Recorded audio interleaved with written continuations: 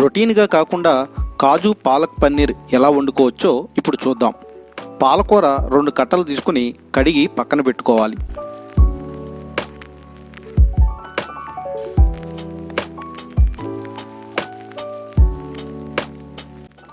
అల్లం ముక్కలు, ఎండుమిరపకాయలు, వెల్లుల్లి రెబ్బలు, జీడిపప్పు, జీలకర్ర కావాలి.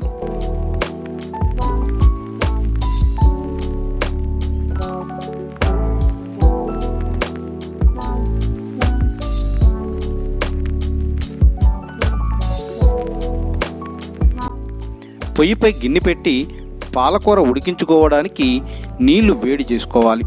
ఈ వేడి నీటిలోనే కడిగి పక్కన పెట్టుకున్న పాలకూర ఆకులు వేసుకోవాలి.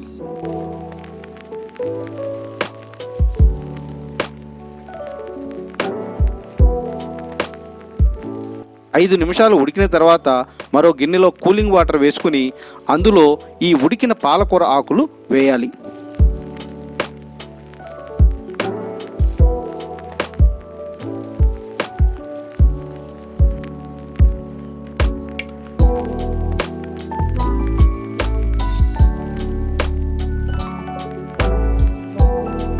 ఉడికించిన పాలకూర, జీడిపప్పు మెత్తగా మిక్సీ పట్టుకుని పేస్టును మరో గిన్నెలోకి తీసుకోవాలి.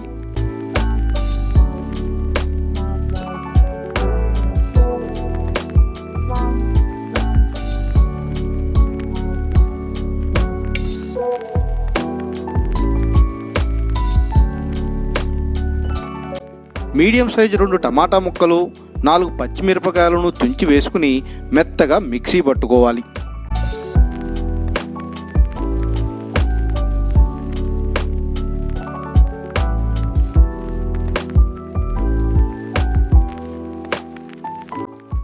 పొయ్యిపై బాండీ పెట్టుకుని 2 స్పూన్ల నూనె పోసుకోవాలి.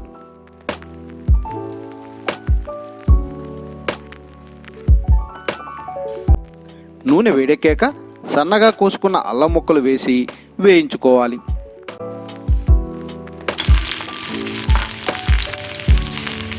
తర్వాత ముక్కలుగా కోసుకున్న వెల్లుల్లి రెబ్బలను వేయాలి. ఇందులోనే 3 ఎండుమిరపకాయలు, జీలకర్ర,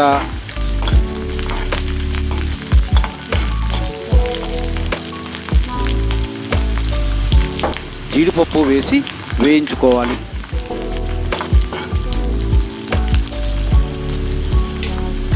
ఇవన్నీ వేగాక టమాటా, పచ్చిమిర్చి పేస్ట్ వేసి వేయించుకోవడమే.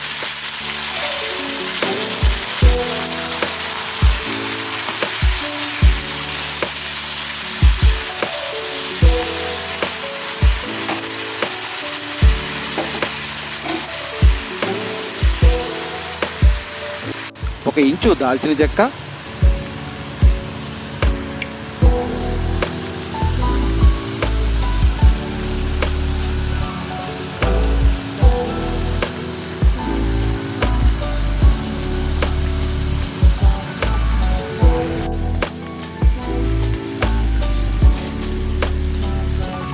రుచికి సరిపడా ఉప్పు, పసుపు, కారం, ధనియాల పొడి వేసుకుని బాగా వేయించుకోవడమే.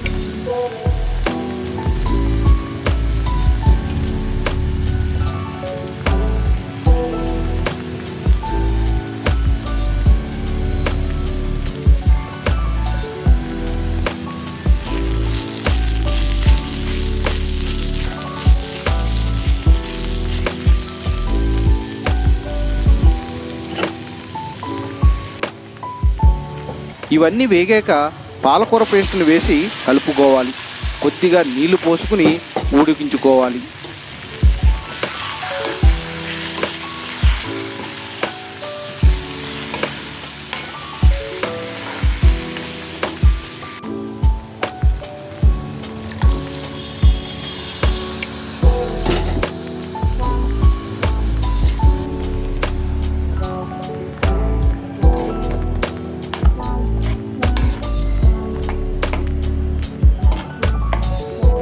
ఈ పేస్ట్ ఉడుకుతున్న సమయంలోనే పన్నీర్ ముక్కలు వేసుకోవాలి.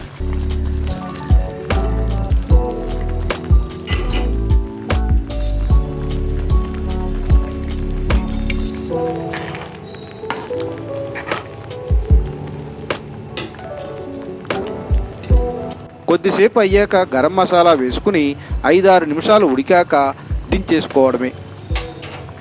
మీరు కూడా ట్రై చేసి ఎలా ఉందో చెప్పండి.